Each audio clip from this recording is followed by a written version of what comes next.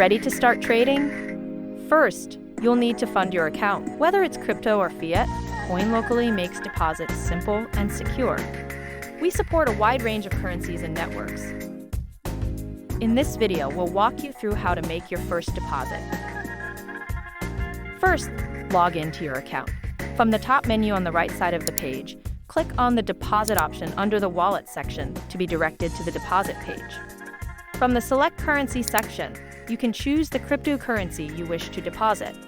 In the next section, called Select Network, you can specify the network for your selected currency. After selecting the network, your wallet address will be displayed.